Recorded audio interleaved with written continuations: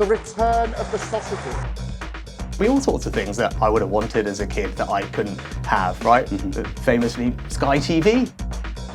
How'd that happen? I guess I just forgot what was going on. They're eating the dogs, the people that came in. They're eating the cats.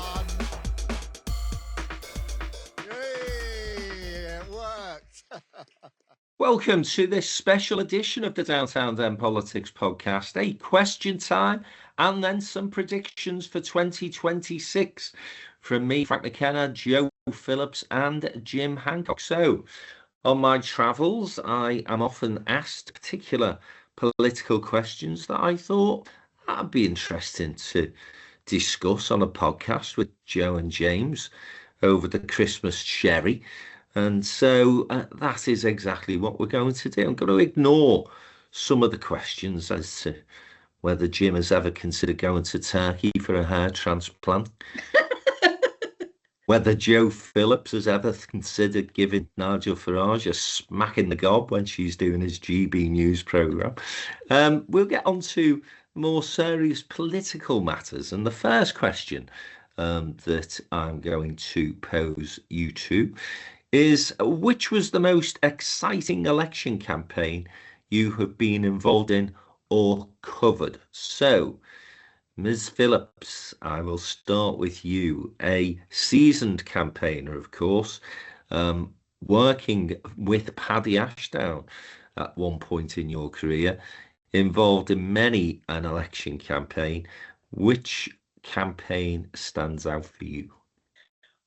On a personal level, 1992, because I stood as a Liberal Democrat parliamentary candidate with no hope of overturning a 8 million Tory majority.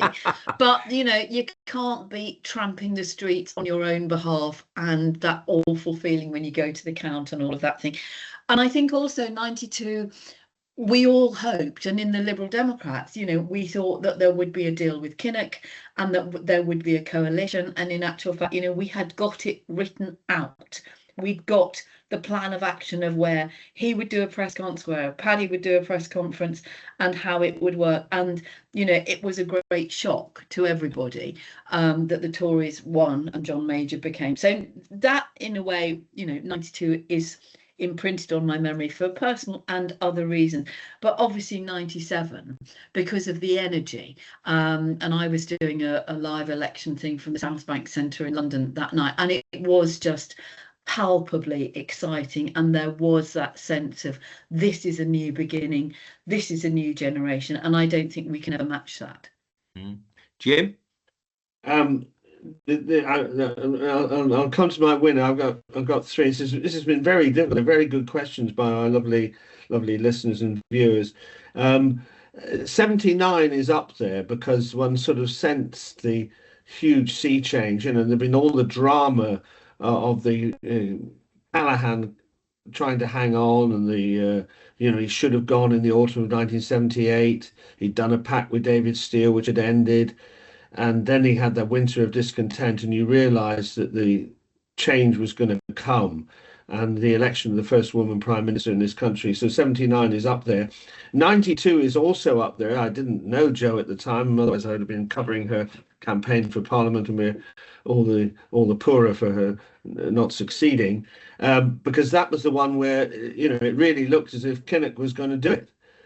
And everybody was more or less preparing that John Major had been as like a caretaker after the Lord Mayor's show after Thatcher, and that Kinnock was the bright executive with the team, and John Smith as his shadow chancellor, and they were going to win it. And then he blew it in the last week.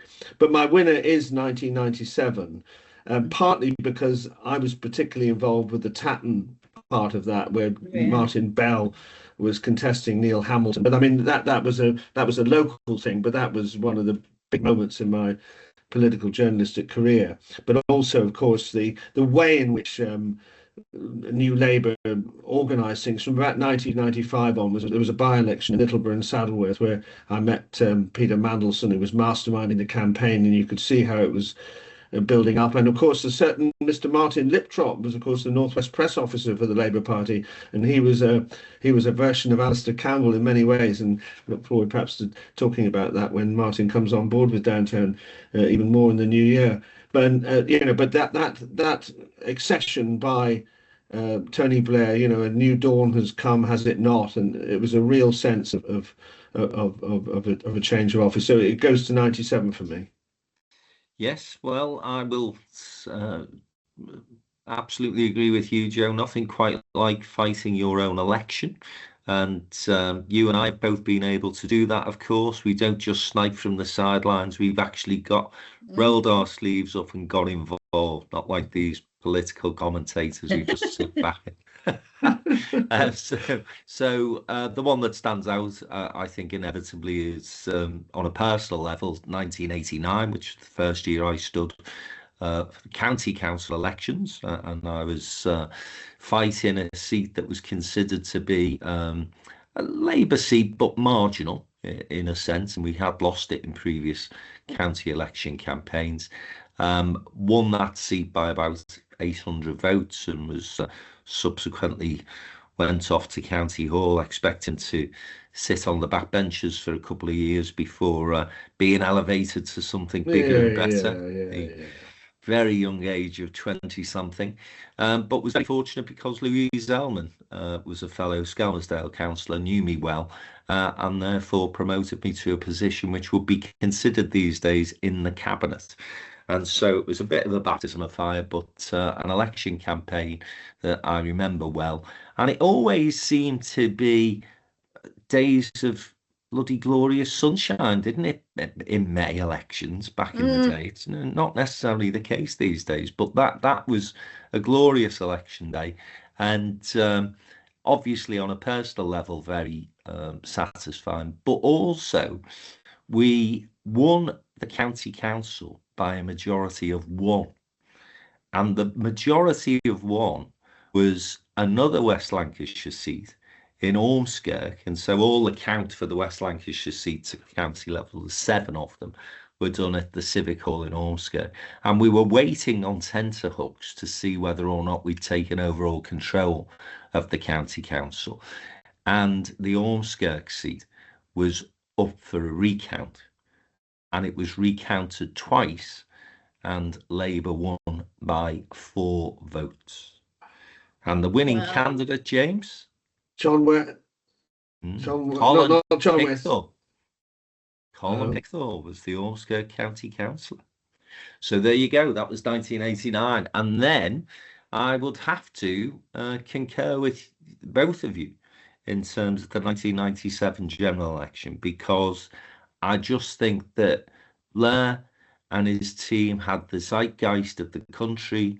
It was cool Britannia. It was optimistic. It was enthusiastic. I can't remember a prime minister ever being met with the delirium with which Blair was met as prime minister when he was elected in 97.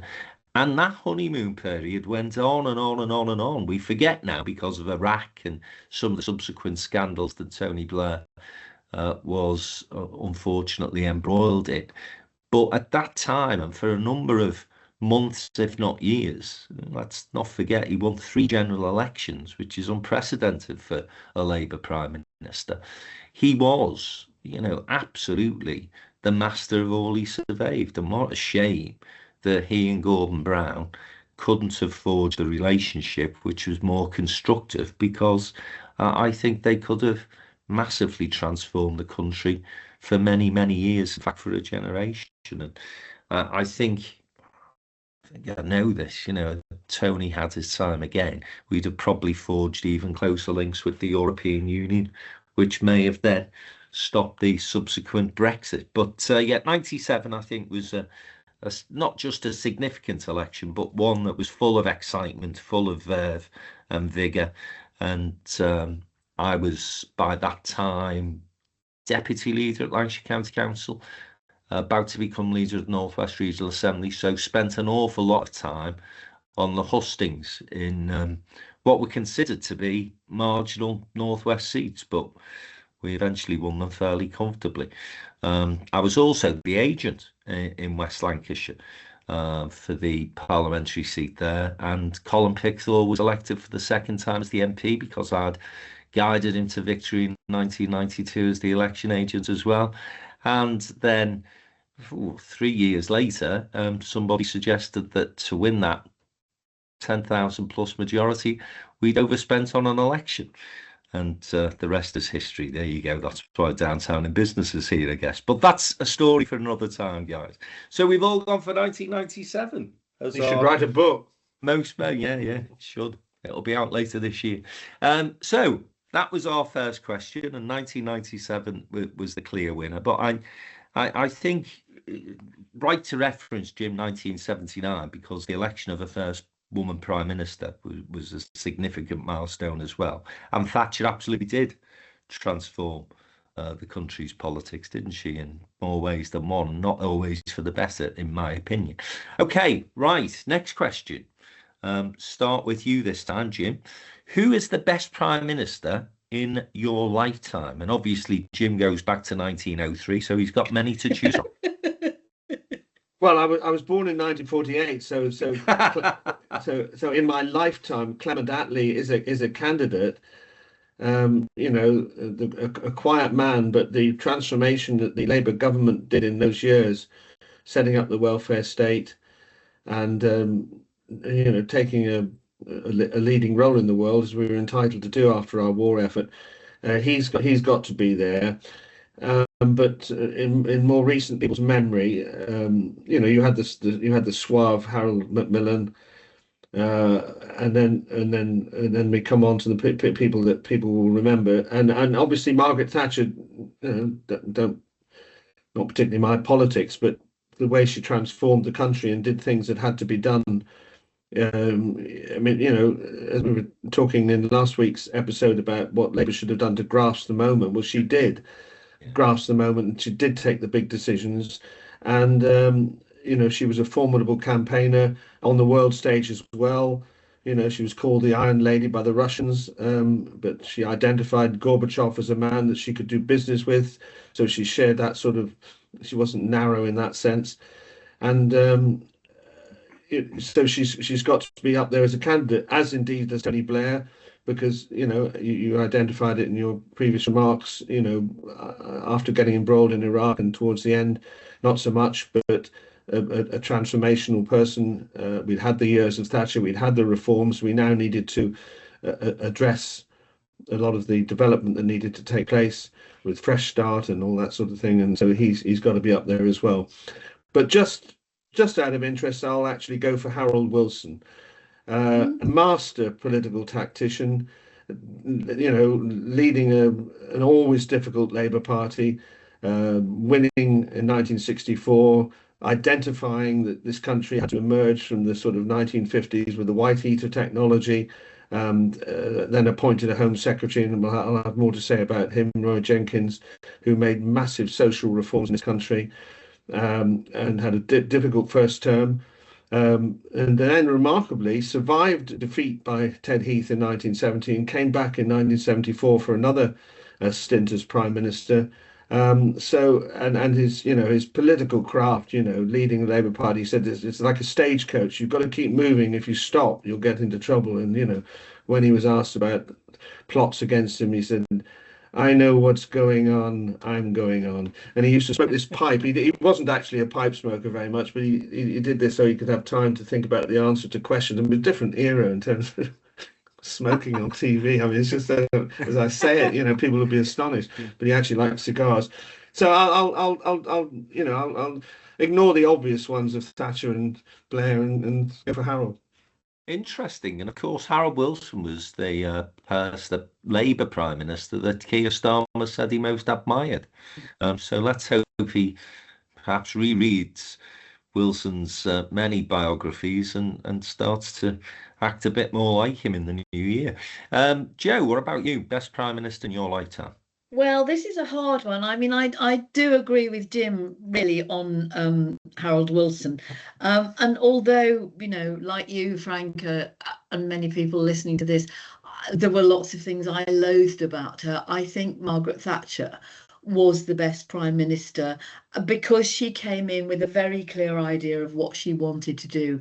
She was prepared to be bold, she was prepared to be unpopular, but she had surrounded herself with people with really big brains. And I think, although Blair comes a close second, and certainly, as you said, his honeymoon period, which I would say lasted for the 3 years, actually, they did an awful lot. And we forget that because we only think about Iraq, and we think about, that which was unfortunately the defining memory of failure.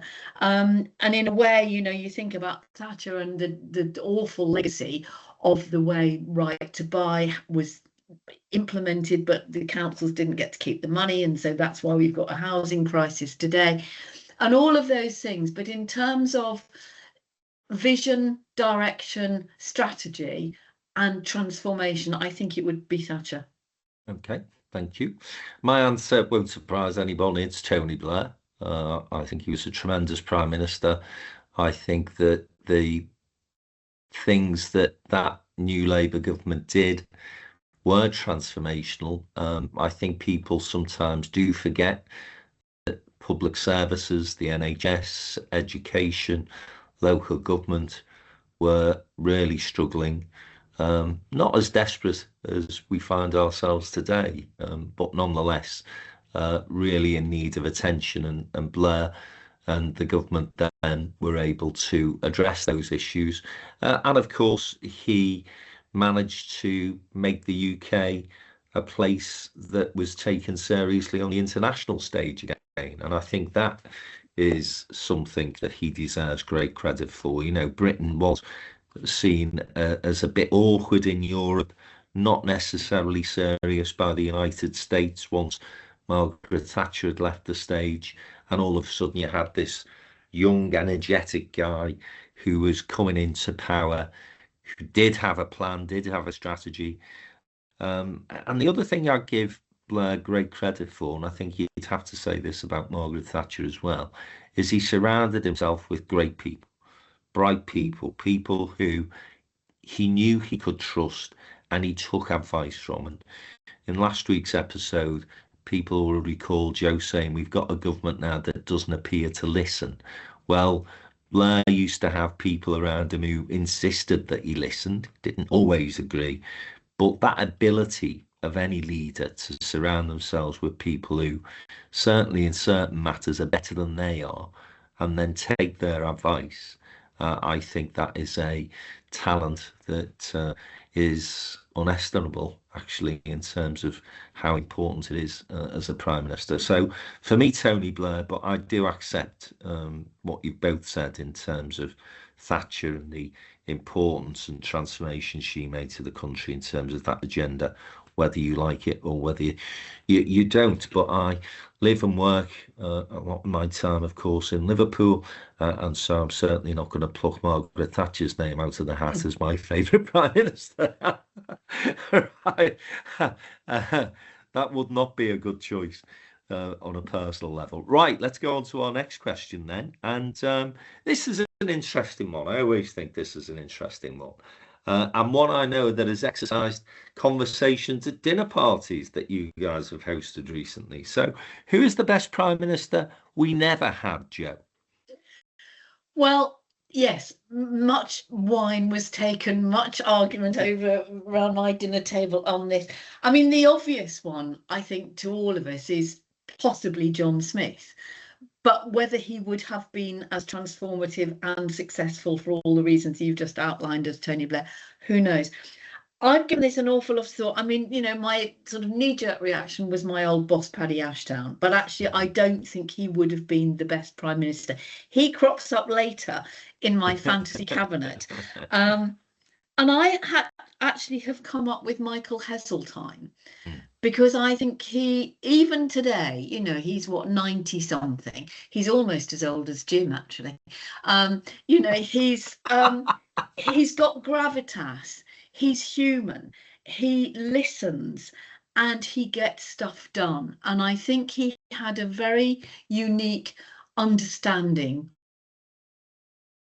of taking power outside of Westminster, which I think was, laying the foundations for what, in some places has been a mistake, but what in some places has been successful. And I think, a man with a huge brain, but not arrogant. And I think so. I would go for Michael Heseltine as the best Prime Minister we have never had. Thank you, Joe. Jim? Yes, well, I that is my choice as well. Oh.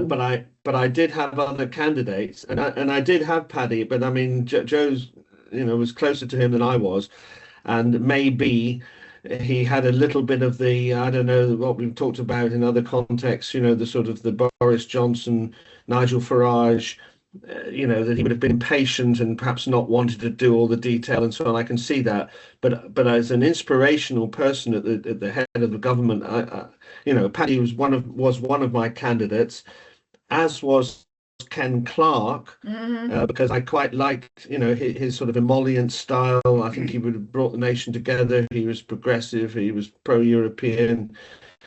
He was the best of the sort of Conservative Party, without the sort of the radical right. So he was a candidate. But I'm very conscious, and before we came on air, Joe and I were talking about, where are the women in these selections? Well, I'm going to pop in Barbara Castle here. I don't know, but she was a right-hand figure to Harold Wilson. I was appreciating earlier on for Prime Minister, but she was a woman of courage. Right back when she was Transport Secretary, she made huge innovations like the seat belt and drink driving tests, which have actually affected our lives more than a lot of politicians achieve in a lifetime. And then, of course, although she was from the left of the party, she took on the trade unions herself. She was a sort of precursor to Margaret Thatcher in a way. She published a document called In Place of Strife. That's right, and there was just a lot of political courage, and with her background, a real amount of courage there. And then she was summarily sacked by Jim Callaghan in an act of political spite when he became Prime Minister in 1976. So, Barbara's there, but for the reasons that Joe has mentioned, Michael Heseltine, a man of great stature, cared for the unfashionable thing, dealing with the decay of our cities, when Margaret Thatcher really didn't regard it as a top issue, but she let him get on with it. The work he did in Liverpool and in other cities, and then on the international stage as well. So I think he's the he suffered from that thing. He wields the knife, doesn't earn the crown, and that's why he didn't become our Prime Minister. I'm going for Michael Heseltine as well. So Michael Heseltine is somebody who I've had the pleasure of being able to interview on 4 or 5 occasions at downtown events. He's done a podcast for us. We'll put that podcast in the link, actually, Chris, if we can, so that people can have a listen to that. And the last time I interviewed him, he was 90, maybe 91, in Birmingham at a property conference. And as you rightly say, Joe, still as sharp as a tack. His views around Europe, international affairs, but also then his ability to be able to focus on the issues that matter domestically, and clearly some affection in this part of the world, the Northwest, because of the great work he did, not just in Liverpool, in Manchester as well, actually.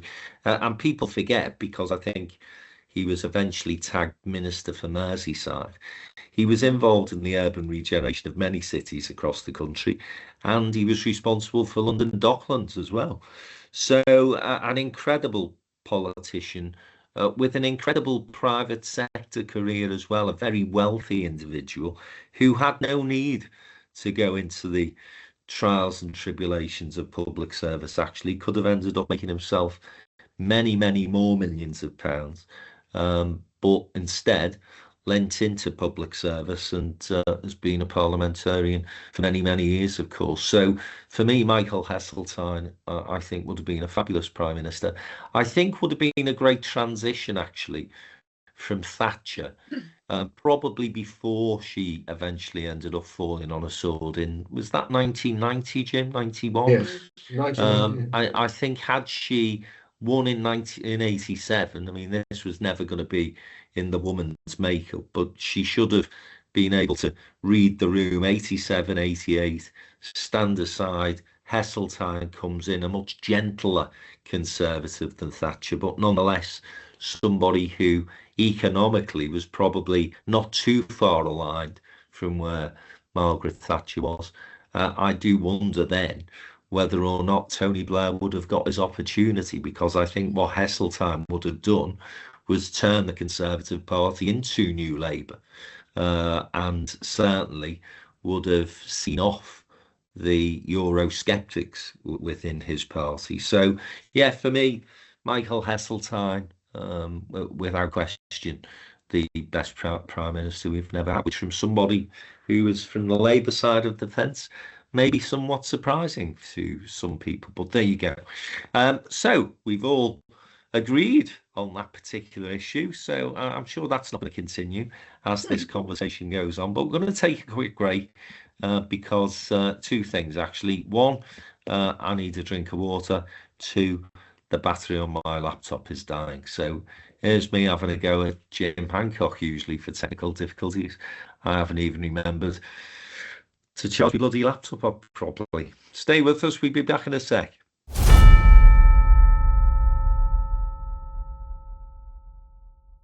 Hi, I'm Stephen Hesketh, CEO of Savvy Hotels, owner of the Hospitality Hero and co-owner of DivaFest. And I'm here today to share with you our great event that's coming up in collaboration with Downtown and Business, which is the Great Art of Hospitality Conference, happening on the 26th of February in Manchester City Centre at the Treehouse Hotel.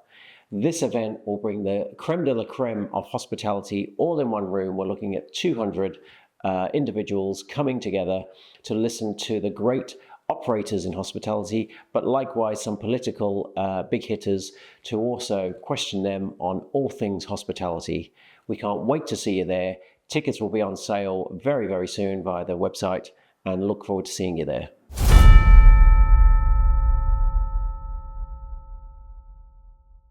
Welcome back to this special edition of the Downtown Then Politics podcast with me, Frank McKenna, Joe Phillips and Jim Hancock, and we are answering your questions. And the next question up is a fantasy cabinet. Name your ideal Prime Minister, Chancellor, Foreign Secretary and Home Secretary from the politicians that we have known. So I don't think this means politicians we've known intimately, or even politicians who we've necessarily met. I think it's politicians who we have sort of viewed as commentators or worked alongside as colleagues. So, James, I'm going to start with you and give us your fantasy cabinet, please. Right, well, the Prime Minister would be Michael Heseltine. We've largely discussed this, so obviously Ken Clarke and Barbara Castle would be candidates for that, but my Prime Minister would be Michael Heseltine. My Chancellor is Gordon Brown.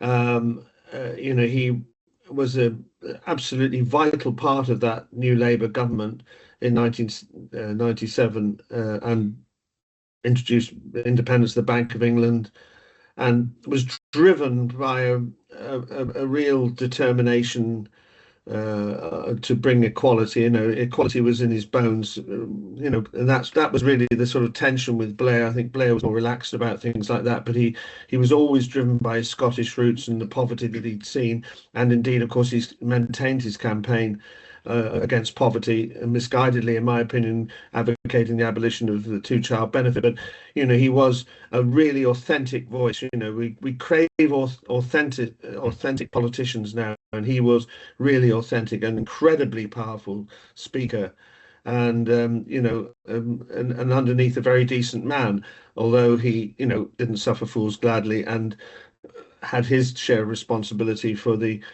difficult relationship with Tony Blair, which you've already alluded to, Frank. So it is Gordon Brown. I would just have a word for a man called Ian MacLeod, who was a One Nation Conservative. He was appointed as Chancellor by Ted Heath in 1970 and died a month later. Was succeeded by a man called Anthony Barber, the MP for Altrincham, who went on the Barber boom and partly destroyed the Heath government. So if Ian MacLeod had lived, he would have been a candidate for me.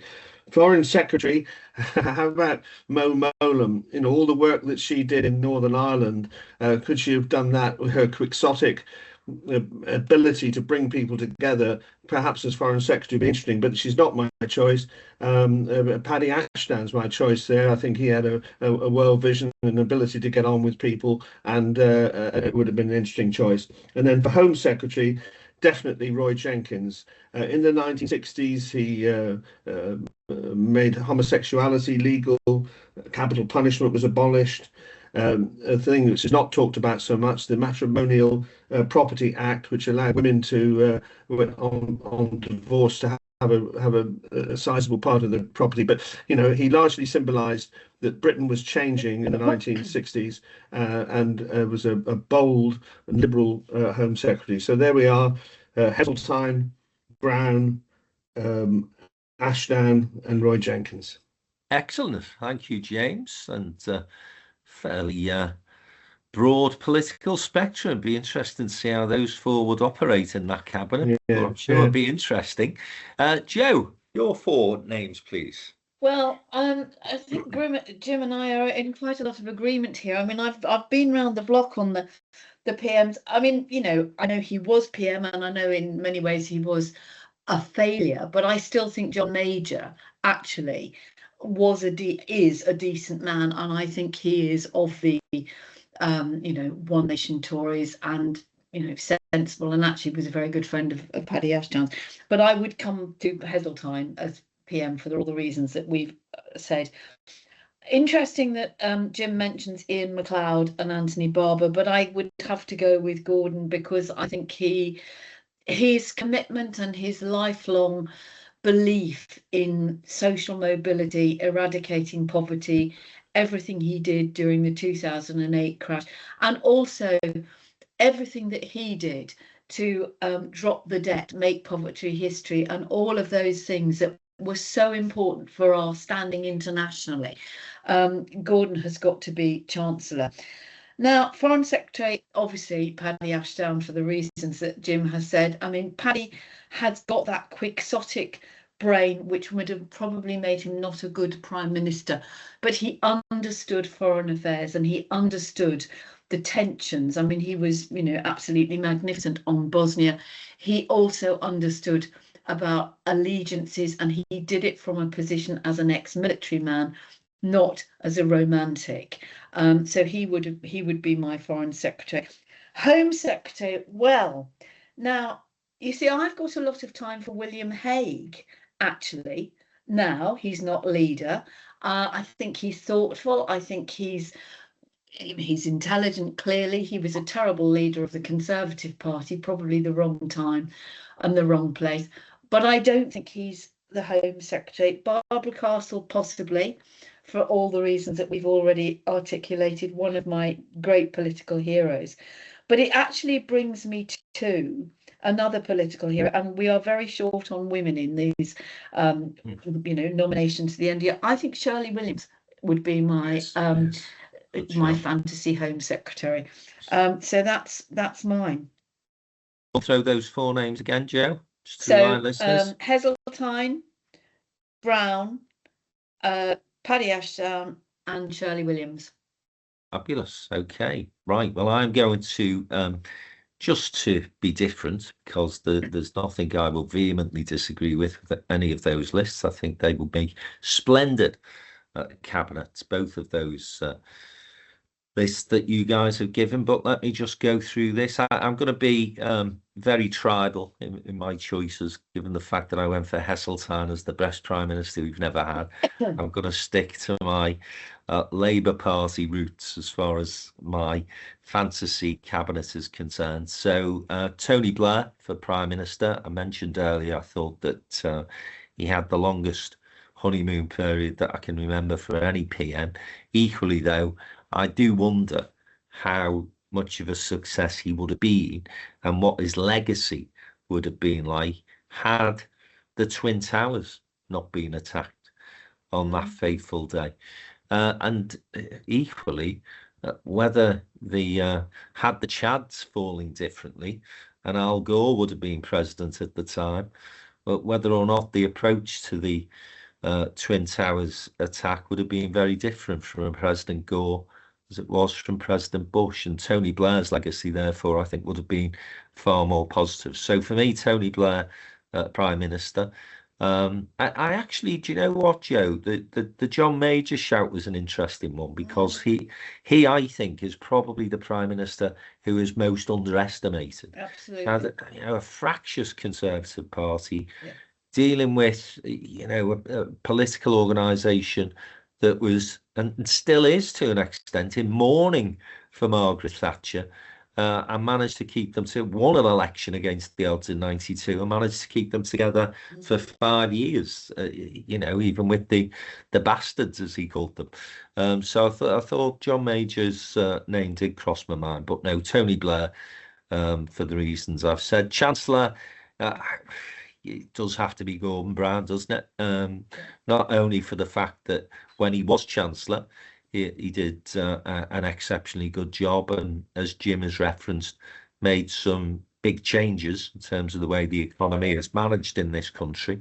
But further, he probably was the leader, the world leader, post 2008 that they say saved the world's economy, and I don't think that's an understatement. It was Barack Obama who said, didn't he, around that table of all the world leaders, well, we need somebody who's got a plan to sort this mess out, and I think Gordon is the man who's got the plan, and so it proved. So Gordon Brown as Chancellor.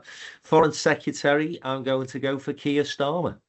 I think Keir Starmer on the international stage has proved himself to be very able, has tremendous ability, and probably forgotten now, but Keir Starmer was actually the guy who led the charge for the second referendum after the Brexit result went against Remainers. It was Keir Starmer who turned the Labour Party conference to support the idea of a second referendum. Now, whether that was politically pragmatic or not, the fact remains that he is, to his bones, I think, pro-European. And I think, as I say, he's proven as Prime Minister how adept he is at managing international affairs. Home Secretary, I've actually, again, Jim, thought about Mo Mowlam, who was a tremendous character, somebody I had the pleasure of meeting on more than one occasion, and talk about somebody who is authentic and someone who is human. You couldn't get more authentic or human than Mo Mowlam. Great fun as well. Great to have a night out with. However, I have to go ultimately for David Blunkett, because I think that he had an ability to manage a department that has often been a basket case, and he did it very, very well for a number of years. Did, though, make one of the biggest mistakes any Home Secretary has made, in my opinion, and that was this idea. I can't remember whether it's sort of 3 strikes and you're out, but this situation where people can end up in prison for forever and ever and ever, because of the processes that were put in place during Blunkett's time as Home Secretary. But sign of a good politician, somebody owns their mistakes, and he subsequently said he thinks he made a bad error as far as that was concerned. Still continues as a Labour politician in the Lords and still talking an awful lot of sense. So they're my 4, as I say, very tribal as far as this choice is concerned. It's Blair, Brown, Blunkett, all from the new Labour government, and Keir Starmer thrown in as Foreign Secretary. There you go. I hope that interested them, and I hope that causes many a conversation and a disagreement as people get to choose their own cabinets. Last question, and let's be very brief on this, guys. I don't want it could have been or it should have been. I just want your answers. The worst Tory and Labour leader, as far as you're concerned, that we've had to enjoy. Joe, start with you on this one. Truss and Corbyn. Yeah. Jim? Well, Truss, but with close runners-up, Johnson, May and Duncan Smith. What did I just say, Jim? One word answer. Oh, one word please. answer. Well, it has to be. So okay, right. Okay. Truss and Corbyn. And I'm going for Truss and Corbyn. So there you go, a full house for Liz Truss and Jeremy Corbyn. Yeah, we could spend a lot of time talking about the potential runners and riders as far as this is concerned, but I'm conscious that we need to get into the thing that you've all been awaiting for with bated breath, and that's our predictions for 2026 and a look back on what we said would happen in 2025. So the questions I posed to the three of us last year was, what do we think will happen? What do we think could happen? And what do we hope will happen? And to the question, what do we think will happen, James? What was your answer? Can you remember? Yes, Trump. It would be the year of Trump, and I think well, it wasn't a difficult prediction to make, but I mean, it's really come true. He's dominated much of the headlines. I think the BBC in particular covers him excessively. We don't need every dot and comma, but the fact that he's impacted the world in so many ways with tariffs, with his alleged settlement of all these wars which actually haven't ended, and his general demeanour on the world stage, and the way in which he behaves has absolutely dominated things. So I think I was right on what will happen. Although you did say that you thought that his tariffs will come into place, he'd then get a bit of a bounce as far as the economy was concerned. That part of the prediction didn't quite come true, and in fact, it's flatlining the economy. It's gone worse, hasn't it? And his poll ratings have suffered because of that. Joe, what did you predict as far as what? I said that Suella Braverman was going to join Reform, and I was wrong. Her husband did, and then left. Yeah. And I think, there was quite a lot of thinking that she would be the big beast that they would land in the net. And it hasn't happened, although I think she is still quite friendly with them. But no, I was very badly wrong on that. Interesting. Well, like Jim, I was partially right. I said that Labour would suffer big losses in the local election campaigns, and then Keir Starmer would reshuffle his pack and try and reset, and he did that, of course. But then I went on to say that would revive the government's fortunes, and by this time in the year, they would significantly improve in terms of their poll ratings. So 50% right, but I'm afraid 50% wrong as far as that was concerned. Jim, what was the next question we asked? It was our 50-50, wasn't it? What could happen? Yeah, it was what might happen, and I said there would be a revolution in Iran, because at that time there was a lot of signs, particularly from women's protests, that the regime was in trouble. Of course, this year they had a very close call when they were actually bombed by the United States, and they've seen a lot of their surrogates in Hezbollah and Hamas diminished by the Israelis, but they've managed to hang on, and it's gone rather quiet recently. So I was wrong on that. Joe, I can't remember what I said. You hope Ukraine will win. But you feared it would end in Russia's favour. If it does, Europe will be strengthened. Yes, well, sadly, we're no nearer to the end of that, and it's 4 years. In February. So, I think we are living in very, very dangerous times. I think we are going to be a lot closer to war.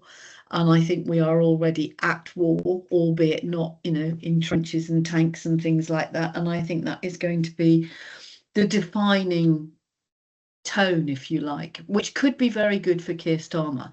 But I think it will also have a huge impact on the, the global situation, whether or not Ukraine does have to succeed, whether Europe will allow Ukraine to become part of it. I mean, it might be, I think, in a way, what I said last year, I think it still holds true, that the Ukraine war will strengthen Europe, but we need to stand up to it. But I think there's going to be some really tough decisions. But it could be Keir Starmer's Falklands moment. Okay. I said that Donald Trump and Elon Musk will fall out. You were right. And yeah, so I was proved correct as far as that was concerned. And what else did I say as far as that the Trump thing was concerned? Was that it, Jim? Is that all I Well, said? you said it would have widespread implications. I mean, MAGA. you know, if we're discussing that, I mean, he seems to have, in itself, it doesn't seem to have had widespread implications. But I mean, you know, you were spot on with that. When, you know, let's remember a year ago, you know, they were absolute buddies. Yeah, having a loving. Yeah, I just thought their egos were getting away, and so proved to be. And then on the last question, which is what you hoped would happen, but you sort of more in hope than expectation, I actually said that I hoped that the progressives in Germany and Canada would withstand the populist threat, and that proved to be true. So I tick in the box for me as far as that one was concerned. Joe, can you remember what you said? No, of course I can't. Go on, Jim. What did I say? You said, rather jokingly, that Musk would get lost in space. Oh no, yeah, that was what I hoped. Yes, that's right. Oh well. Yeah, that's what we all hoped. That's a hope I am still hanging on to. Unfortunately, yes, I would hope that Labour's fortunes improve, that they get a grip, because we need them to. No, we're not doing next We're year. not doing the predictions. Oh, we're not doing next year. Sorry. We're looking at what you said last year now, only so that we can point at you. I mean, Musk hasn't got lost in space, but I mean, he's continued. He's not lost.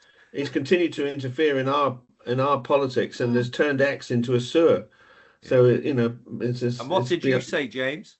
I wondered whether social care reform would be speeded up, but that didn't happen. No. Okay. So you're the winner, Frank. Well, there you go. I was the winner, unsurprisingly, and we'll. It's like Trump, isn't it? We'll move. I agree. We'll move on to this year's predictions. Then same questions, and we'll start with you, if we may, Joe, because you got the wooden spoon for 2025. So what do you think will happen in 2026? I think we will be on a war footing, and I think that is going to have an impact right across Europe. I think there will be huge pressure on the European Union. I think there will be huge pressure, but great opportunities for Keir Starmer to show himself as a leader that we need in a time of war. And I think that Labour's fortunes will turn round, maybe not in time to save them, but I think they will change. Okay, thanks, Jim. Yes, I agree with that. I think that Labour will probably win in Scotland against the Scottish Nationalists. Reform will probably win Wales. I think Labour will do less badly in England, especially if there are some signs of recovery. I think the boat situation will remain unresolved, but I think Starmer will remain as Prime Minister throughout the year. And sadly, I think the war in Ukraine is set to continue. Okay. Happy New Year, everyone. So I'm going to. I'll be slightly different in terms of I'll talk about the other side of the political spectrum. I think reform will plateau, and I think Kenny Badenoch will continue to revive the Conservative Party's fortunes. And by the end of the year, there will be much more chatter about a right-wing alignment between reform and the Tories. And it will be in the favour of Kenny as to whether that alignment takes place or not. So I think a good year for Badenoch and the Conservatives, and a more, a less impressive year for Nigel Farage and Reform. So that's what I am saying will happen in 2026. Right, our next question is, what would you hope to happen, but more in hope than expectation? Nice but unlikely. Yes. Oh, right. Nice but unlikely would be that the Arab countries actually do put a peace force into Gaza. I still think they're reluctant to do that, and Hamas is still present in that territory, whether they're actually lobbing rockets into Israel or not. But I think it's, it would certainly be good to get that peace force in and get things moving there. And Labour might, under pressure from the Liberal Democrats, sign up for the customs union, but that's nice but unlikely. On my what might happen, we might get growth. There may be signs that the world economy will improve, but I think the threat of war that Joe has so eloquently talked about, and which I've talked about in my Christmas blog, the actual reality of that. What are we going to do? I mean, what are we going to ask our young people? Are we going to not introduce conscription, but start to really put into the budget the money we need for that? I don't think we've begun to get our heads around what potentially actually it could mean. And then in the United States, how well are the Democrats going to do in the midterm elections? They seem fairly confident they're going to take the House of Representatives, but you can never underestimate Trump. But of course, if the Democrats do really well, what's the reaction going to be from Trump? Because he'd then be facing 2 years as a lame duck, and he won't take easily to that. So I think there's a lot of fascinating developments going to happen there. So, having not done so well last year in the predictions for 2025, Jim's decided to nail his colours to several, if not millions, of masts in terms of what he's saying is going to happen. Won't catch me next year. How can you be wrong? I mean, fuck me, you've mentioned literally everything. You've had 93 advent calendars and opened the door on each of them. So, well, this could happen and that might happen, and what if and who? Gee whiz. No wonder. Go back to our early discussion, Joe. No wonder there's one of us who didn't bother standing for election. Well, can you imagine him putting a manifesto together? Ooh, yeah, I like a bit of that, well, and I'll have a bit of that. Have that knocking on your doorstep. Well, why are you going to vote, madam? Well, I could offer you this, I could offer you the other. Be like a betterware salesman with a suitcase full of ideas. So, if you're any wiser than me, Joe, as to what Jim thinks will happen, might happen, and he wishes to happen, then you are a far better person than I. But let me see if I can get clarification from you. What do you think might happen in 2026? So, might happen. I think Angela Rayner will come back into government. I think Jeremy Corbyn, your party, will become an ex-party. I think that Reform, I tend to agree with you. I think they might plateau and they might not disappear, but they will fizzle out a little bit. And I think that what might happen, but this is perhaps more than hope, is that the Americans... This is your sort of 50-50? I think this might be my 50-50, is that the American public might actually begin to fall out of love with Trump, and that the scales might come off their eyes. Okay, right. Interesting. Right. So, what I would hope to happen, and I'll pick one of Jim's 99 things that he said might happen. I think the customs union might actually be something that the government seriously consider rejoining, on the basis that not only are the Liberal Democrats agitating for that, but in his latest of many interviews, Wes Streeting has said that he thinks it would be a good idea. So I think there's going to be pressure from an awful lot of people on the Prime Minister. And as I mentioned earlier, when I said that Keir Starmer would be my ideal foreign secretary, Keir Starmer himself is a Europhobe. So I'm not sure that he will take too much convincing. And if the other thing that I think might happen comes to pass, and Morgan McSweeney is shuffled back to Labour HQ, and a different voice is in Keir Starmer's ear as far as the political direction of the government is concerned, that I think the rejoining of the customs union becomes even more of a possibility. So that's sort of what I hope might happen. And I'm going to say would like to happen, but a bit like Joe, I suppose, not convinced it will, but in hope rather than expectation, the Democrats walk and romp the midterm elections, leaving Donald Trump as a lame duck prime minister. However, the big warning against that particular thing happening, I would have to say, if you think that the government's decision to postpone elections in local authorities where those councils are going to be abolished in 12 months' time is something that you are outraged by, don't put it past Donald Trump to start crying foul if some of those elections in some of those states go the way he doesn't want them to. So it could be a very turbulent time in American politics, even more turbulent time in American politics come the midterms in November. So that's our predictions for 2026. And as I say, I already know Jim is going to win, because how can you lose when you pick all of those different selections? Right, very quickly then. Will Keir Starmer still be Prime Minister at the end of 2026? Joe? Yes. Jim? Yes, as I said, I did say it that he would be. Yeah, so but we that's just one I lost thing you it can't in pin all me the down on. noise. There was too much narrative. I will say yes as well. Rachel Reeves still Chancellor? No. Joe? No. No. Jim? Yes.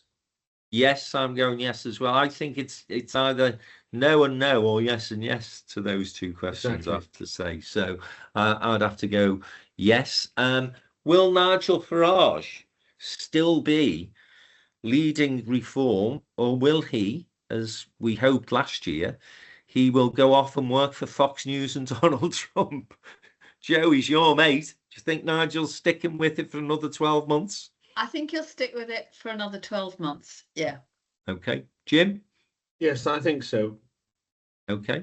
I think he'll start to get fed up towards the end of 2026. But yeah, he'll still be around, won't he, for the next new year. And let's take the Tories then, Kemi Badenoch. I think we can all say, even if she has a poor May election, she'll survive, yeah? Yeah. Yeah. Jim? Well, just so you want to catch me out, I'll say that actually, having done her bit, and if she does quite badly, there could be a leadership election, but not generic elected. It could be, James Cleverly. Why don't I go with that? So I'm exposing myself to Go on, ridicule expose next yourself, Christmas. Jim. You don't hear that very often in a Christmas special. So Jim's gone for James Cleverly rather than Tom Cleverly, which is a surprise to most listeners. So there you go. Right, the very last question before we close today's podcast is, who's been your politician of 2025? I have just sprung this on you, so I'll give you a second to think about that. I would say Mandami in New York.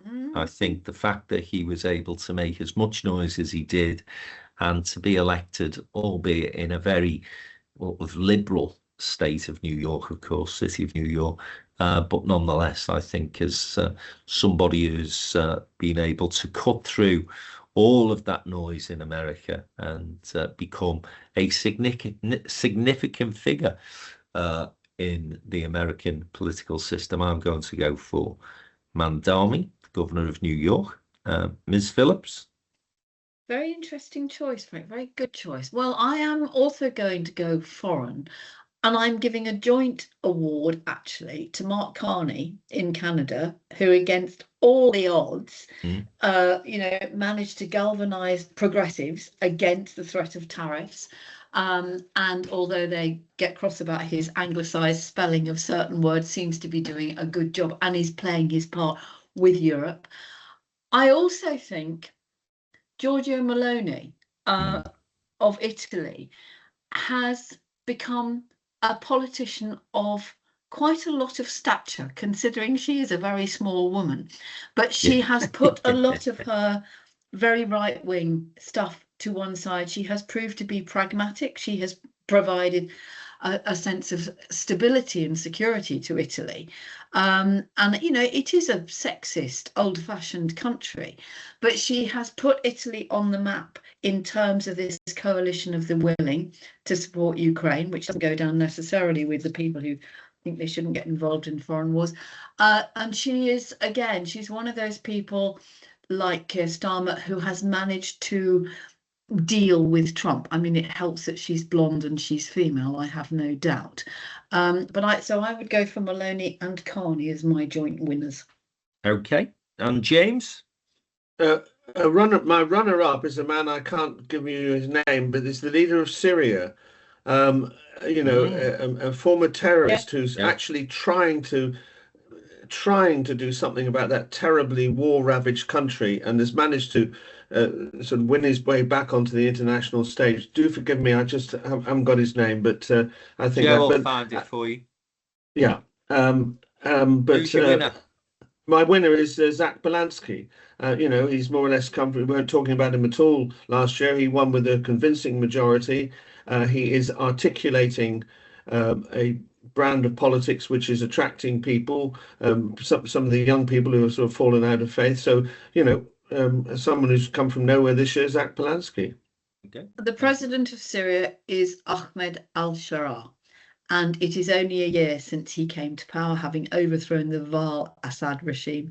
Let us hope that in a year's time he is achieving something that, as you say, Jim, is difficult in that war-torn, bitterly divided country.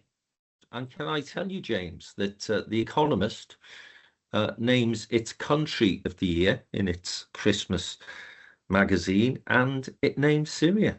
So you are in good company, sir.